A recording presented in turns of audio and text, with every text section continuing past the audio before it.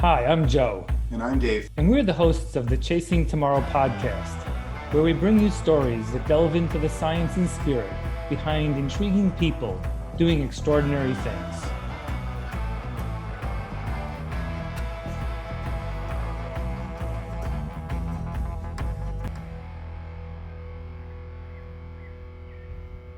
Hi, I'm Joe. Hey, and I'm Dave.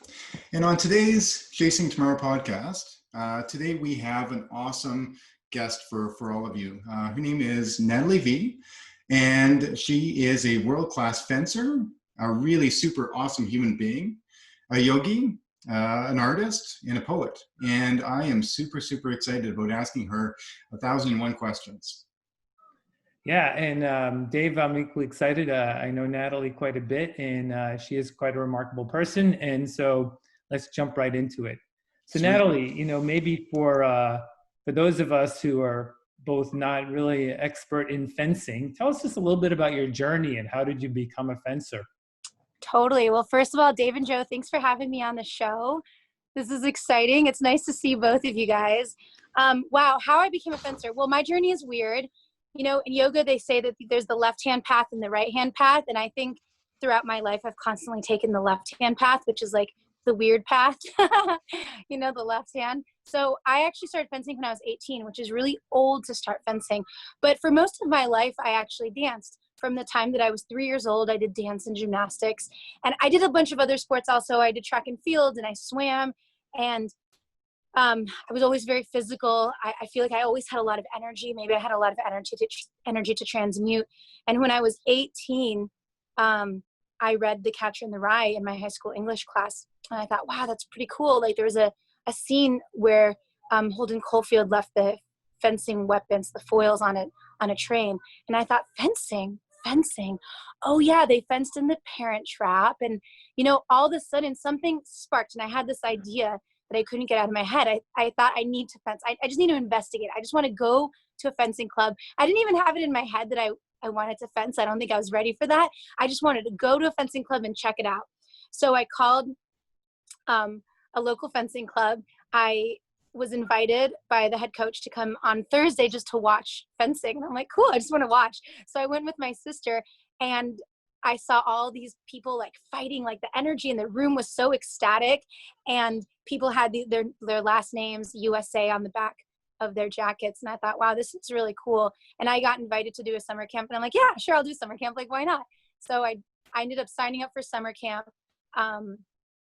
And yeah, that was kind of the beginning of my journey. But I remember when I first started fencing, I told my mom that it felt like it was something that I had done before, and I've never done a sport that was just as mentally challenging as it was physically challenging. Because when you fence, it's a martial art. You're thinking the entire time and you have to think in a specific way, in a strategic way.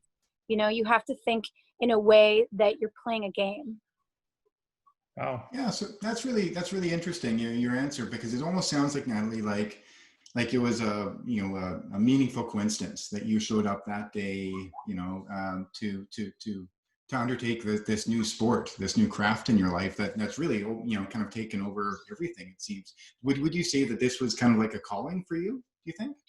Well, I've only had it a few times in my life where I felt really pulled to do something, right? And I think maybe it was meant for me to fence, and my subconscious just needed affirmations and needed almost like guidance. And so that's why I read that book, and that's why I ended up at the fencing club without even the idea that I would fence, that I just needed to go and show up. I just needed to go because being present and just showing up is actually a large part of the work, and then things can take over. But you need to go just show up, and that's, in some ways, that's a part of what surrendering is, right? Surrendering to that calling. So you're asking me if I felt like it was my calling. I felt a calling. That's what it is, and I could feel what that phrase means when you're called to do something. Same with herbalism. When I started studying plants and herbalism and I wanted to heal my body, a lot of athletes take medication for them to feel better because they're in so much pain, or to recover from injuries. And I don't think that that's necessary. I think that the power is in the plants. And about 5 years ago, I felt a really strong calling, very similar to the calling that I felt with fencing. I felt a very strong calling to want to study plants, to get to know what are these beings around me. I really think that I feel in general, I want to be the healthiest possible.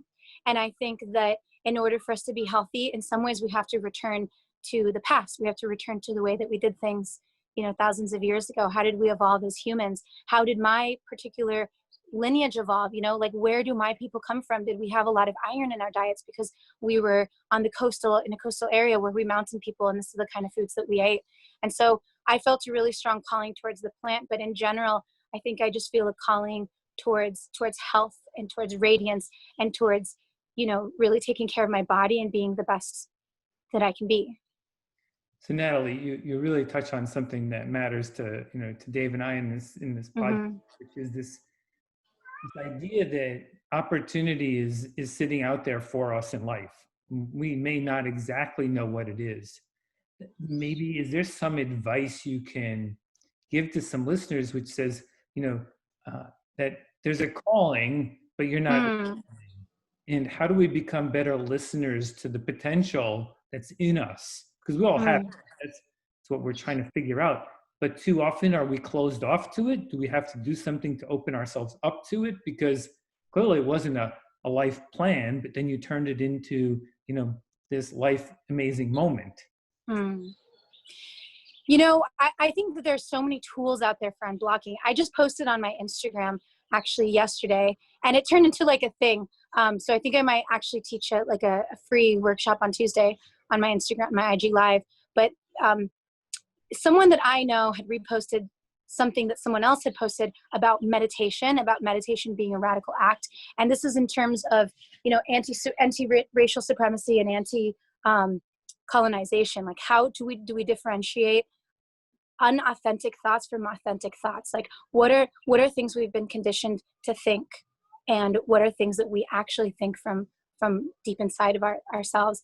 And I think that there's so many tools out there for differentiating what your own energy, what your own voice is, and when there's a voice coming from somewhere else, or when we've been conditioned to believe that we have to work this job, or when we're coming from a scarcity mentality, right? When we think, oh, well, this is the best that's ever going to happen to me, so no, I can't do this thing that I really want to do because I can't see the path forward. You don't need to know where their staircase leads to take the first step. You just have to take the first step, right? And oftentimes the first step is not even that scary. Is my video cutting out a little bit? Just a little. Okay, because you keep popping back in. You're all good. Yeah. People should know, hello, I'm doing this podcast today. Everyone, hello.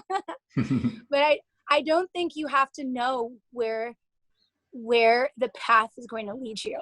And most of the time we don't know where the path. How are we ever going to know where the path will lead us? How are we ever going to know what's going to happen 2 weeks from now, 3 months from now? I think that that's one of the gifts that this pandemic has given us, is that things have changed so radically. We've had to surrender to this idea that we just don't know, and surrendering oftentimes is hard.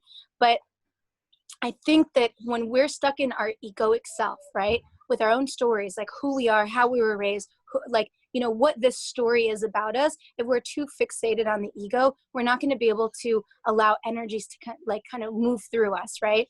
The energies of change, the energies of passion, the energies of curiosity. And so, and a lot of this is coming straight from my background as a yogi, right? Because we talk about releasing the ego and not over associating with the egoic self.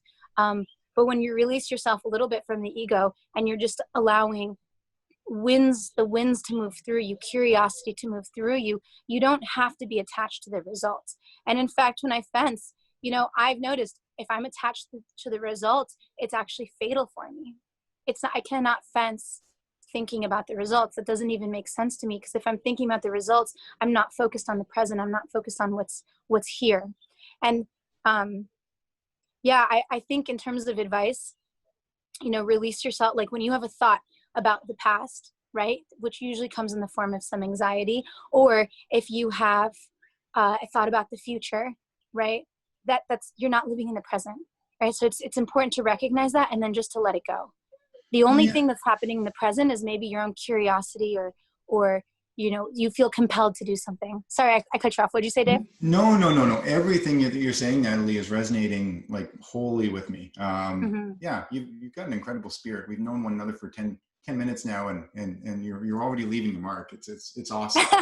So what I'm hearing here is, and let's pull it back a little bit, because I don't understand your sport.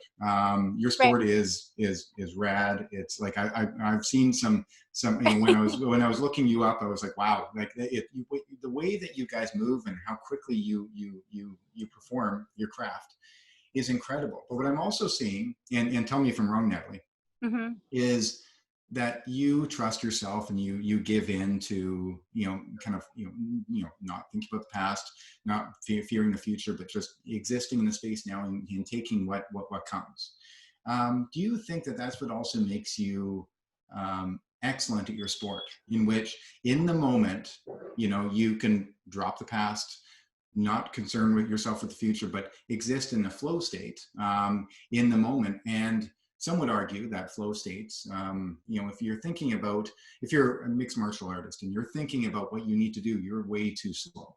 You need to just accept it for what it is, without prejudice, and just act upon that. Do you find that maybe who you are as a human being comes into your craft is what makes you as excellent as you are? Absolutely. Yeah.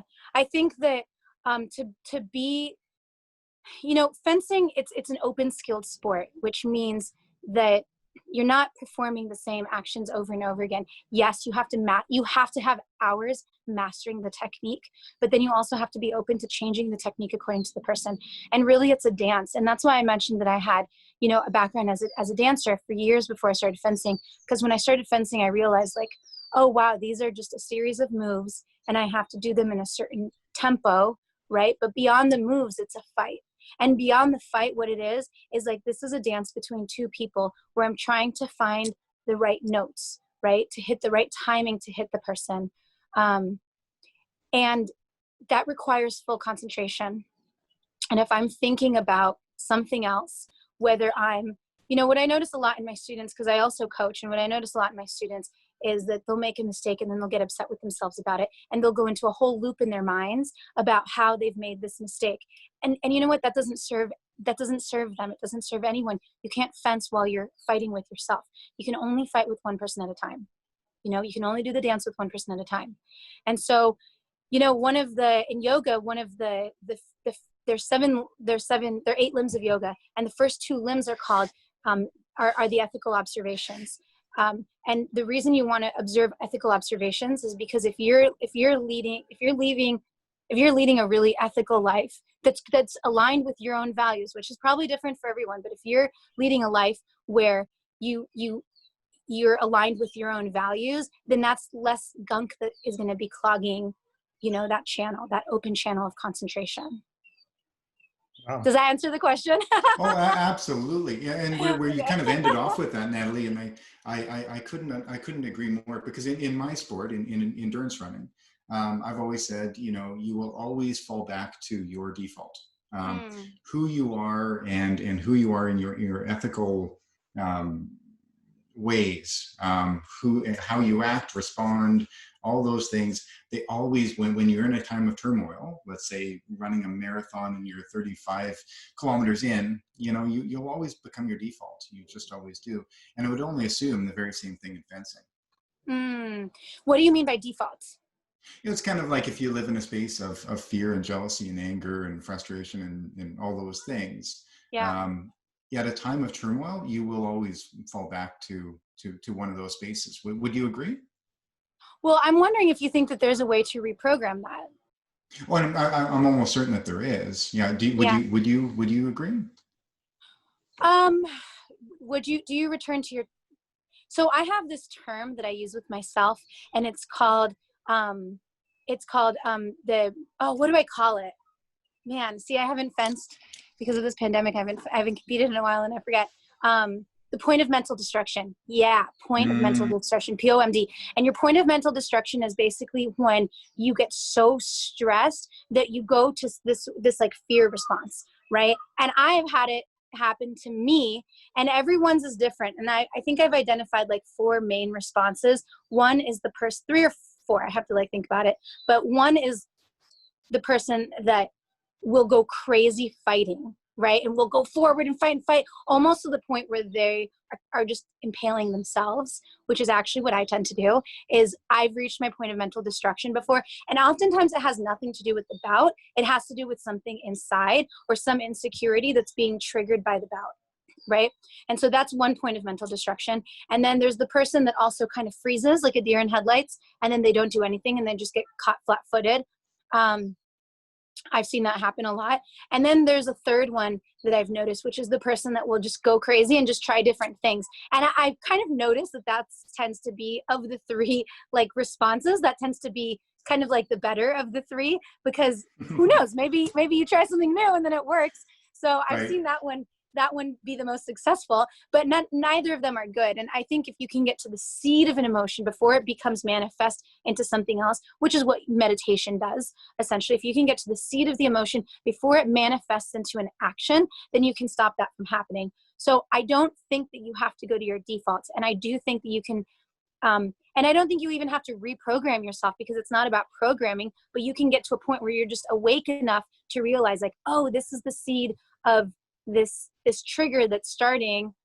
What is that? Let me observe it. Let me just pass through my body. And I'm not going to act based on that. That's not going to be the seed of my action. Oh, that's sweet. That's awesome. Maybe I could build on that a little bit, Natalie, and then see which is that all too often we're willing to accept other people's input about who we are more than we would accept our own about who we are. People who don't even know us. Let's think back to when we're in elementary school and a teacher says, well, you're not any good in math. And you start believing that. And they didn't have any real validity or reason to say that, but you believe in yourself. So we go in life, we're somewhat fragile and insecure. And so sometimes when you get into those circumstances, it's because you haven't allowed yourself to control the situation. And what you're worried about is, well, if I lose this match, someone else is going to feel like, oh, you're not that good. We're trying to, have popularity be the mechanism for our validation rather than our own internal strength, which is really where our success comes from, not from any other person. And so, as we go through this, and I think in fencing, you have an opportunity, right? Because it crystallizes very quickly in a very short period of time. In ultra running, you got a little bit of time to resolve a problem, but in fencing, what's it in microseconds when you miss it? And often when we're off track, it is less about us, and I think it's like the externalities. And so can we work to reduce the externalities and their effect on us, not meaning we don't listen, but we only accept what's validated through our view, not just because someone said it. I love that you said that, Joe. I love that you said that. So it brings up two things for me. Number one, that meditation that I'm doing on my Instagram, on my IG Live, I don't know when this is coming out, but if this comes out before, maybe I'll do multiple sessions. My Instagram is Supersonic Nava, Nava. Everyone is welcome to join me on that, but we're going to differentiate between authentic and inauthentic thoughts. Like, what are the thoughts coming from us, and what are the thoughts that actually have an origination from somewhere else? So I love that you said that. As children, we're so impressionable. Even our brain waves are working. I forgot what it's called. Like we're on like the theta brain waves or something, but our brain waves until the age of 7 or 8 we're just like sponges. We're super open to things and we're super impressionable, and everything that happens around us imprints us, right? And so I've been going through one of my roommates is studying psychology, and she has been going through this process of reparenting, and she's been sharing some things with me, and that's been like huge. Like I've gotten into this whole thing, and me and my mom I think we chatted for 3 hours yesterday about her child, like the seeds of some of her traumas, and how a lot of it comes down to things that happened when she was a kid, and oftentimes like little things. Like I think her like grandma said something one time, I forgot what it was, but we're like, oh yeah, someone said something in your family one time when you were like 4, and you remember that, and that imprinted you. And then from there, it's as if she's been given an opportunity by the world, by the universe or whatever, to continue working on that thing, to unblock it, right?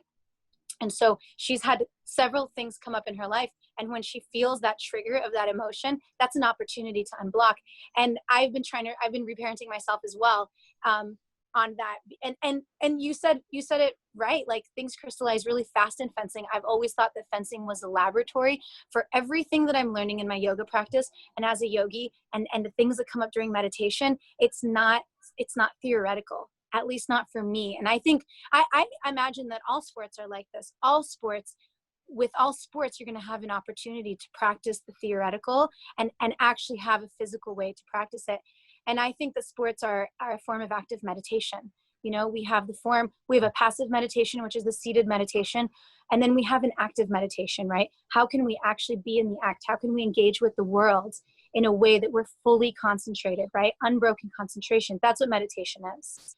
And so, yeah, I think you hit the nail on the head, like that things do crystallize really fast in fencing, or at least it has for me, and I'm sure it has for other people. But it's an opportunity, you know. And that's why also, incidentally, I don't think, you know, I know I've had really good results in fencing, and that has motivated me a lot. But you know, when it comes down to it, I'm realizing now, especially as a senior fencer, like, it's not really about the results.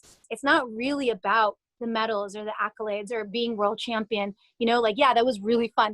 That was so awesome, you know, to have your ego reaffirmed in that way, or to meet a goal. But that's actually not what it is. There's something much deeper. There's much deeper work that's taking place when you're doing a sport, when you're transmuting energy, when you're having the ability to practice some of these theoretical, practices. Yeah. So like, Natalie, I let's go further into that too, right? Because, like, you know, as much as I want to ask you questions like, hey, Natalie, tell me about the best performance you've ever had, or, you know, some pretty surface level stuff. I feel that this conversation would just be lost on everyone if we end up taking up their time going there, right? So maybe let's talk about your craft, right? Because fencing is a craft. Amongst many other things, you've somehow been, you know, brought into this world of fencing. And so now fencing has now created an opportunity for you to have, like what I say with my running, a lot of meaningful experiences and doors and gates that can open because of the craft that we've so chosen.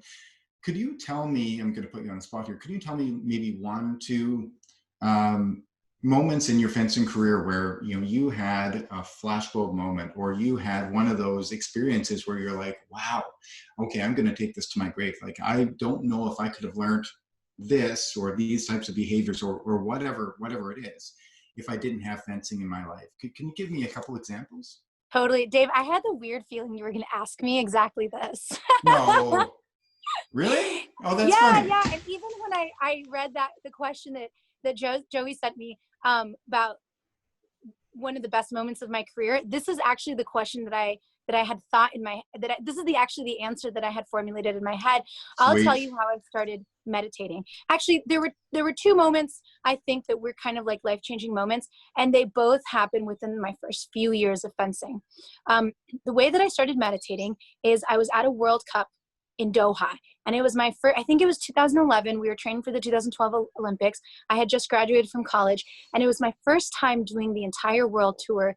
It was my first time doing the entire world tour, right? And this was the first stop of the world tour. It was Doha in the Middle East, which, by the way, I love going to the Middle East. It's one of my favorite regions of the world. And so I was at this tournament, and I was undefeated in pools, which are the preliminaries. Now, if you're undefeated in pools, you get rewarded because you don't have to fence at all that day. You go straight into the second round. You go straight into day 2, and you have a really good seed, right? A really good seeding. I mean, you have some kind of, you're seated at the top. So theoretically, the bouts should be a little bit easier, although it's not normally the case, not always the case. So I had won all of my bouts, and I had 1 bout left against a Canadian fencer that I was actually really good friends with at the time, who I had fenced a lot with. I knew how to fence her. She had never beaten me before, and I felt really confident in that bout. So while I was fencing her, I was also engaged in my own thoughts, thinking about how really self-congratulatory thoughts. And I say my thoughts, but they're not really my thoughts. I don't want to take ownership. It's the mind that lives with me, right? As if it's like a roommate. I always think of it as a roommate. Michael Singer in that untethered soul describes the mind as a roommate. And I love that description. But I had this voice inside of me that was congratulating me, telling me I had fenced so well, giving me images of me getting a medal in photography and taking pictures of the people, like really the most ludicrous thing, right? That had nothing to do with the bout, nothing to do with the present moment. And I remember that whole bout, I would flash in and out of like the loop of my own thoughts and the bout. So the girl I was fencing would get a point and I'd be like, oh man, I have to catch up. And then I'd catch up and I'd get the point. I'd concentrate for a second and catch up and get the point. And then, then I'd go back into the loop of my thoughts and she would get a point. And then I'd be like, oh, whoa, okay, I have to concentrate. And I'd go in and I'd get the point. And so one thing led to another. We ended up at 4-4 and we ran out of time. And so at 4-4, I was almost like panicking and we went into sudden death, which is 1 minute, one touch. You have 1 minute, the first person scores a touch wins. And then the loop in my head changed. And all of a sudden I was chastising myself, being like, how could you let it get to this? You know that this is an easy bout for you. Why would you let it even get to this point? I can't believe you. You just ruined everything, and so all of a sudden the script flipped, and that what I had experienced was actually something so profound, because that is the basis of so much of meditation. For the first time in my life, I was able to recognize that there was another voice, another mind that I was observing, another voice in my head that I was observing that wasn't me, right? And in yogic and meditation practices, they call it the observer. You're the observer. If you're observing the fact that these voices and this messaging is coming through into your head, then that's not you. How can you observe and be the voice? That doesn't make sense, right? And so number one, I was able to observe that. And then number two, that loop of desire versus that extreme loop of having something really positive and congratulatory hook me, and then also something really, really negative hook me. And most people lean more one towards the other, although it does oscillate between the two.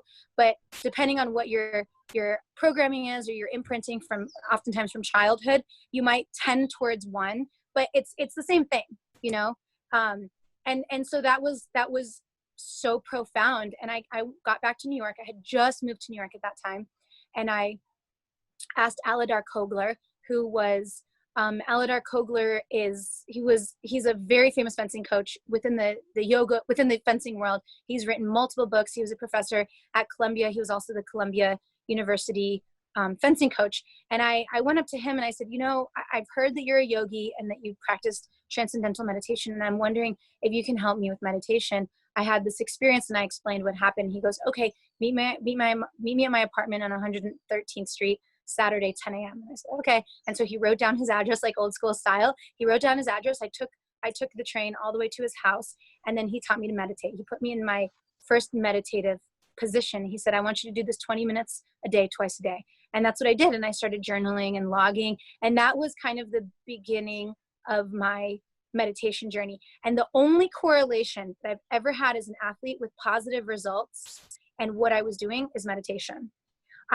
Weightlifting doesn't necessarily correlate. The number of hours that I train, whether it's very little or a lot, doesn't necessarily correlate. The number of lessons I take a week doesn't necessarily, there hasn't really been a positive correlation. The only positive correlation that's been consistent with good fencing results has been meditation. Whenever I've regularly done a meditative practice and gone deep with it, I'm able to maintain full concentration. And what's weird is like the days that I've had the best results, like when my team and I won a World Cup last year, or I guess it was a year and a half ago. We've never done that before, ever in the history of women's épée in the United States. We made history that day. We did it for the first time. And later that year, my team also won the Pan American Games and World Championships. And I remember that whole season was just so easy for me. I didn't have to think. I didn't have to think because I wasn't thinking. I was just present.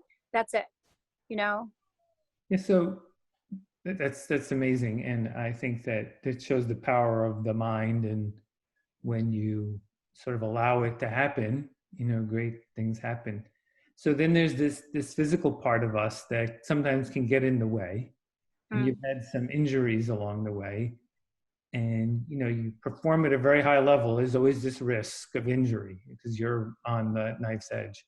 So how have you balanced sort of working through injuries to keep performing, or even to just be positive because it's getting in the way of what's possible.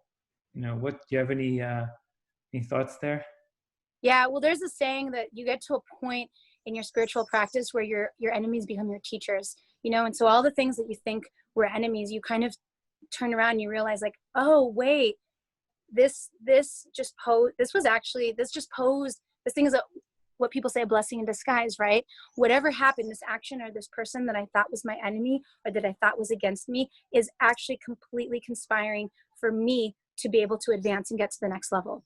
And so I had gone through the 2018 season as easy and as fun as it was. It actually had a really tough ending. And I basically, in some ways, I felt like we don't have to go into in this podcast. It's kind of a long story. But I think if you get deep into anything, you start to realize what the underbelly is, right? You start to see the underbelly of an organization, and you start to realize that there are a lot of politics at play. And for a lot of people, it can be really disheartening, at least it was for me. And there was a lot of trust that was shattered at the end of 2018. And there was a lot of, I guess, unprocessed emotions that I had. Like literally my foundation felt like it was shattered below me. And all the things and the people that I had believed in, suddenly I was questioning. And so going into the 2019 season, I was really kind of like struggling with that. And I had a series of like small injuries. I had a torn rotator cuff muscle, and I had to take some time off. From fencing, I couldn't compete with a torn rotator cuff muscle. And eventually I got back in. I had slipped from number 4 in the country to number 5. And as soon as you slip from number 4 to number 5, you get kicked off of the U.S. Olympic Committee health insurance, right? As ridiculous as it sounds, because I took off for an injury, I still lost my health insurance. And so in the beginning of the 2019 season, I was in Barcelona, Spain, 2 months before Olympic qualifiers began. And I remember I was fencing a girl that I had just beaten. And it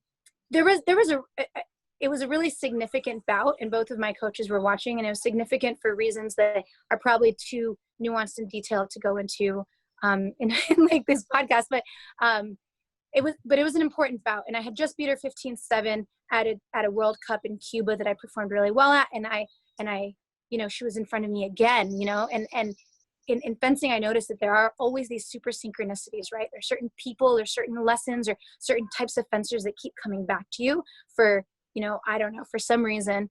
And this fencer, I was going to fence her again, and both of the national team coaches show up, and I remember having like this extreme stress, right? And I ended up, and I guess my muscles were cramping, and I kind of didn't notice, because oftentimes I just like push through things, and I guess I didn't notice, and my muscles were cramping so badly that they didn't allow full flexion of my knee, and I ended up having a complete tear of my meniscus and a tear of my MCL. So I had a complete MCL meniscus tear. And first of all, I had fallen off of health insurance. And so I don't know how possible it would have been to get surgery. But, I ended up getting an MRI and getting it checked out, and talking to a professional a couple professionals about my knee. And at the end of the day, it didn't feel right to even consider getting surgery. I really felt like, wow, maybe this is my test as an herbalist to to get better. Let's see what I can do on my own. I do believe in the body's ability to heal. And yes, I had a meniscus tear in a part of my knee that was part of my meniscus that was avascular. But avascular, I think that word is misleading, because there is still a little bit of blood. And so I started doing my own research. Well, how can I increase the amount of blood that gets to that area? How can I send healing energy? How can I meditate and literally send the building blocks to heal my knee to that area? So there are a few things that I did. Number one, that's when I discovered the CBD recovery tea for performance tea, which I had been hesitant to take before because it was CBD. And I'm like, oh, I don't know. I'm an athlete. Like, how is that going to test? Like, I don't know. All of a sudden, and it was funny because one of the team doctors said, Natalie, you should consider CBD for your knee.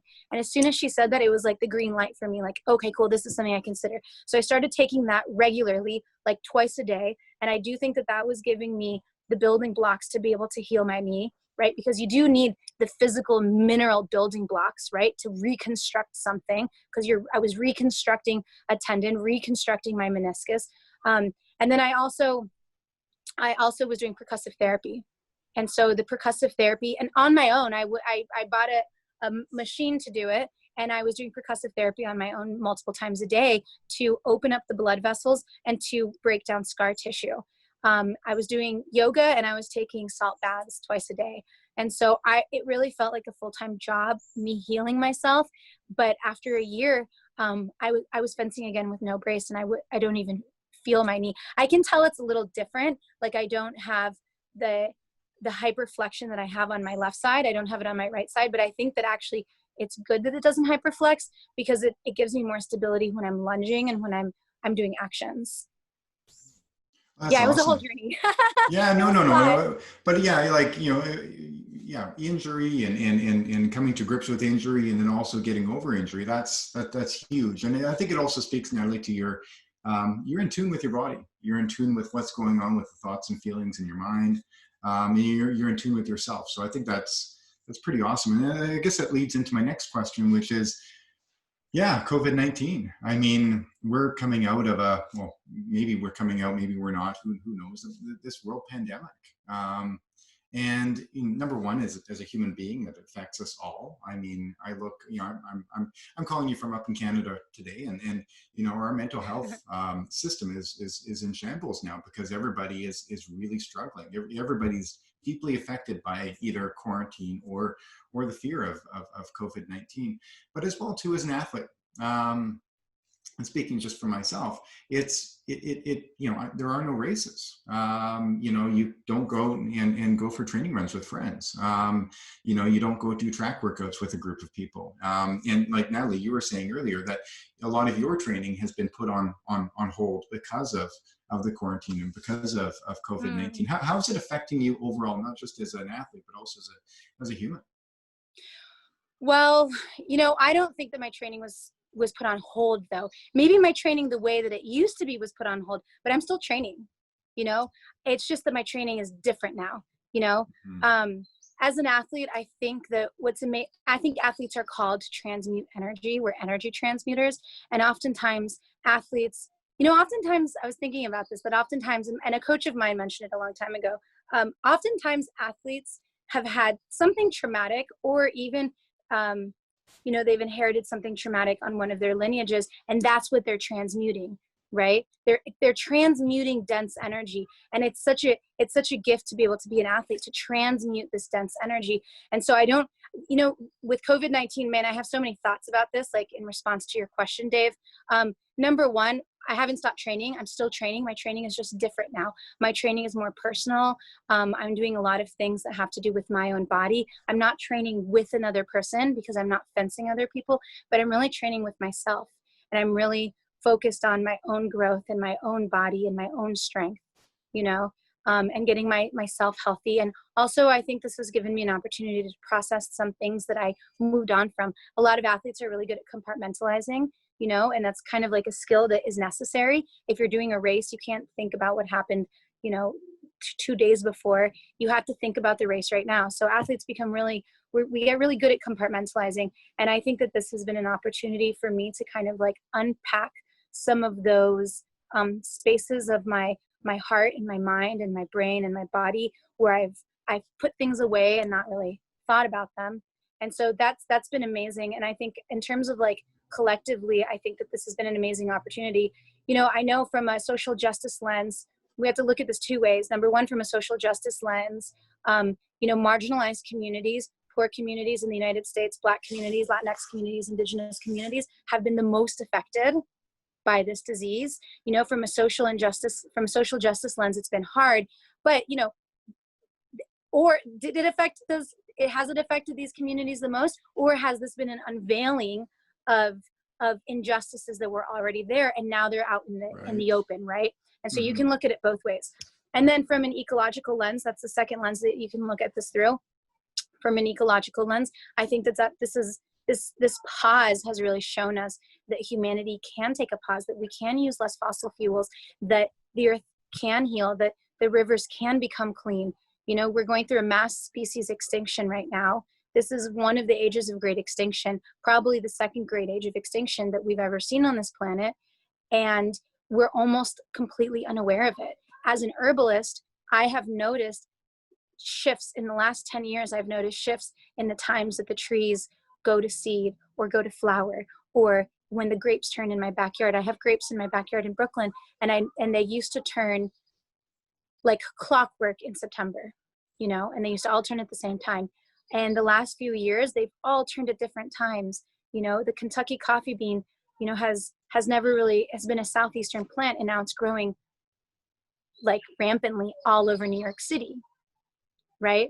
It snowed in Mount Shasta a few days ago. So it's like, there's so many, like, it's all around us. The change is all around us. And I think that we've been so caught up in this hamster wheel, we haven't had the chance to really look at these things. What are the social injustices happening all around us? What are the divisions within our society that are keeping us from truly healing and truly being united? How are the trees feeling? What kind of human supremacy do I have? And by human supremacy, I mean not just racial supremacy, I mean all kinds of human supremacy. Am I better than the trees or the rivers or the mountains? Am I more important? In reality, no, we're not. We're not more important, because nothing is hierarchical. We're all integrated to one another, and we're all interdependent to one another. We need nature. We need the plants and the flowers and the trees and the soils and the bugs. I remember when I was a kid, you guys probably remember, do you remember driving on road trips and having tons of bug splatters on your window shield? Right. Yeah, absolutely. And nowadays, do you have as many bugs splatter on the window shield? No, and I actually think it's at times a good thing, because I don't have to. No, I'm kidding. Yeah, no, I know. Yeah. No. But you're absolutely right. You're absolutely right now. And so it's all of these shifts and these changes are in front of us, but we haven't had the time. And we haven't had the time because we live in an extractive system. We live in an extractive system that extracts our time, extracts our energy, extracts our health, extracts, quality time with our children. Like, we live in this extractive system. And so I think what we're living through and what we're witnessing is a huge, I think that on some level, collectively, we've all agreed to take a pause with the coronavirus pandemic. I think on some level, collectively, we all agreed to do this quarantine. And why? It's because we needed to slow down. It's because we needed to look at things. I remember after being in quarantine for 2 months, I drove my car for the first time, and I drove it over 40 miles an hour. And it was so weird. I'm like, whoa, there's something unnatural about driving this fast and being this fast paced. And if I hadn't slowed down, I wouldn't have felt that. And it's funny because I have a good friend, 71 years old, an astrologist. He is the inventor of the floating bed. His name is John Huff. He's so, so amazing. And he said the same thing. He said, I drove a car for the first time in 2 months, and it felt weird. I'm like, whoa, I felt that way too. So I think that we're having like a collective awakening right now. And I think it's important, and it's huge, and it's good. There are good things coming, and we are rebuilding, and it's probably a little scary sometimes because we're used to knowing what's going to be in the future, but we've never really known what the future holds. That's an illusion also. And just like fencing, you have to flow with it. We have to flow with what's happening now, follow our own intuitions, growing our own food, spending time with our families. There's some things that are far more important. And I noticed that we've all been reprioritizing, and I think it's a gift. Yeah. So, we always enjoy these conversations because, to your point, we don't exactly know where it's going to go. So maybe one more step on this path. We're starting to feel that there is a group of haves and have-nots in the world, in a much more visceral sense than we ever have. We've always known it, but now it's sort of like right in our face, and it doesn't feel great. Part of the question to connect to your success is as a fencer and, getting to play on the world stage, being in Doha or wherever else. And, there needs to be a premise that says that you can be powerful, either that's economic or performance, and still be a good person. That the have and have not does not translate into that everyone has to be exactly the same. That you can understand. This is a sort of a question. Can you understand how to balance that so that we can still, be what humanity does, which it continues to develop and evolve, right? That's what we're good at. We're different than 10,000 years ago, but we sort of lost our way a little bit. Now we have to find it again. And when we do, can we still have that, high performance and goodness at the same time, in more than just a few people. You know, the secret, Joe, is that we're already powerful. We don't have to be powerful. We don't have to become powerful. In Spanish, my favorite word is volver, right? And it's always been my favorite word, volver. Volver in Spanish, you can't have one word with multiple meanings. One word has one meaning and that's it. Volver means to become, but it simultaneously means to return to. Now, what do I mean by to return and to become? Because in Spanish, you can't have one word with two meanings, right? You can't become something that you're not already. When you become something, you're only returning to something else. And so when we become powerful, we're really returning to becoming powerful. We're born powerful, you know, all of us. And sometimes we're programmed in certain ways to not believe that, but it's not true. We're powerful. We're already there. And some of us have to go on a journey to rediscovering that, but we're already powerful, you know? And at the end of the day, when it comes to like being what we call a good person or a bad person, you know, it's all about unification. It's all about unity. It's all about togetherness. It's all about oneness. Whenever you're doing something or making a decision, is that decision going to create division or is it going to create unity? And if the answer is it creates division, don't do it. If the answer is it creates unity, do it. You know, it's actually, when you get down to the bottom of these things, it's not that hard. We're powerful and we need to continue creating oneness between everyone. Well, yeah, Natalie, that's a really great answer. I love that, and it reminds me of, you know, the question of the vast majority of us are consumed with becoming something, right? And instead of becoming something, just stopping and being, you know, focusing on being who we are in that moment and being who we are already, because we are already all of those things. So, you know, that leads, you know, to my next question, because, you know, our podcast is called the Chasing Tomorrow podcast. And, you know, and I know that sounds like, you know, tomorrow we're going to be happy, or tomorrow we're going to be, but not really, because tomorrow is out of our control. It's just what we can control in the moment. So when I ask you, you Natalie, what do you, if you could chase tomorrow, like what would that look like for you? Well, I guess that would be, did I stump you? I guess the question, sorry. I guess the question really is, what is the world that I want to see, right? Yes. Yeah. And the world that I want to see is a world of equality. It's a world of love. It's a world of following the laws of nature.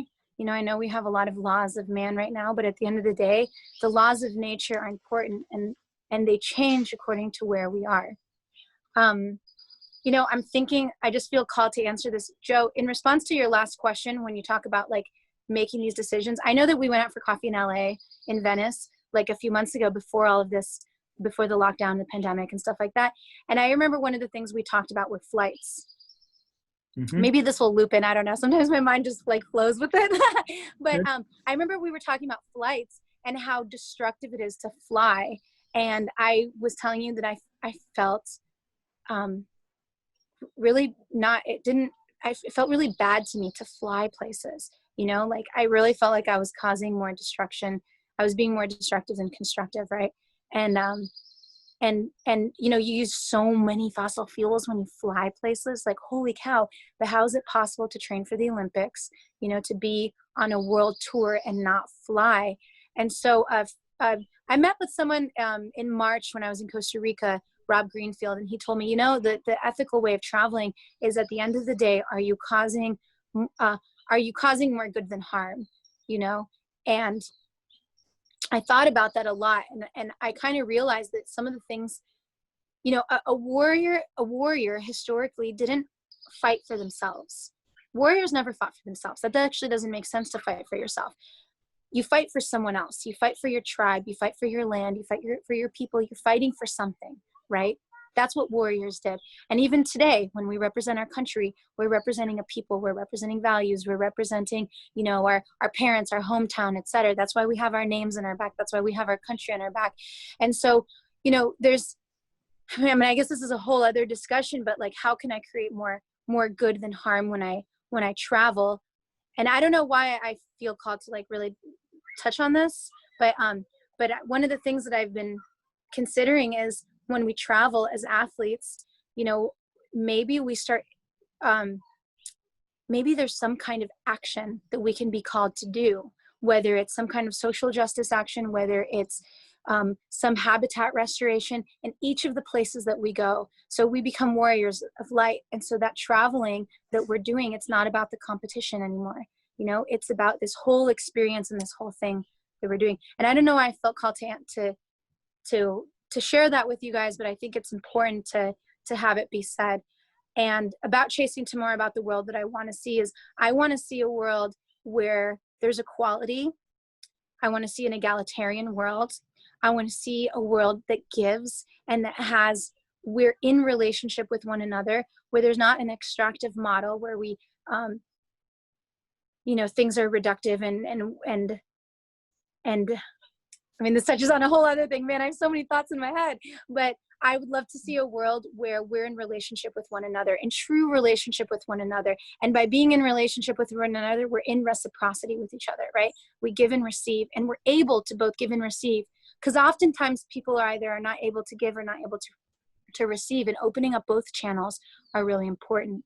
You know, where we go to a place and we go, maybe we travel somewhere and we realize like, wow, this land really needs some healing. And I happen to have, you know, the gift to heal this land, or I know some land works that I could do, or, you know, maybe I want to share my sport. A long time ago, I remember I was in South Africa and a teammate of mine went to a township in Johannesburg with our fencing swords, and we taught the kids to fence, and it was so amazing. And I always think back on that. I'm like, wow, what if I did that in every city that I went to? What if we all did that? Whenever we traveled, we were just like these warriors of light, carrying this goodness. And like, you know, it doesn't become about us or the results anymore or what we're doing. It becomes about this whole experience and what we can give, right? What we can give, not what we can take, not what we can achieve, not what we can gain, not the medals that we could win. It's not about that. It's not about winning medals and then taking them back home. It's not about that. It's about carrying our light into the place that we're going and being able to share our magic with other people, with children, with nature, with planting trees, whatever it is. You know, I think that it'll be unique to every situation. Wow. I hope that answers the question. Great answer. Natalie, you're an amazing person, and you know, you reflect a lot of what Dave and I are, you know, working to accomplish with this podcast, which is to, you know, in its own right, tap into this spirit in humanity that allows us to get better, you know. And what, you know, I like the way you characterize it, that, you know, Chasing Tomorrow here is about the world we want to live in. And if we can envision a world that sounds like the one Natalie is working to create, it'll be better for all of us. And, you know, you're a remarkable person. We appreciate you being on the show. I think, you know, you'll be one of the people we'll need to have back again, because I don't think we fully explored everything that we could get from you. So we'll keep on. We're just getting started. We're just getting started. That's right. Yeah, that's what this is all about. So appreciate very much, Natalie, what you've done, what you do for the community, the world, your friends, and now what you've done for our audience. And we're going to go chase tomorrow with you. So thanks for being on with us. Thank you so much. If anyone out there wants to follow me on Instagram, Supersonic Nava, Nava, it looks like this Tuesday, and maybe every Tuesday, we'll see, we're doing these meditations. So I would love for everyone to join me with that. It's a very powerful tool. And thank you, Joe, and thank you, Dave, for having me on the show and asking me questions and giving me a platform to share some of my stories. Yes, thank you very much, Natalie. We'll talk to you soon. Thanks a lot, Natalie. Bye, guys.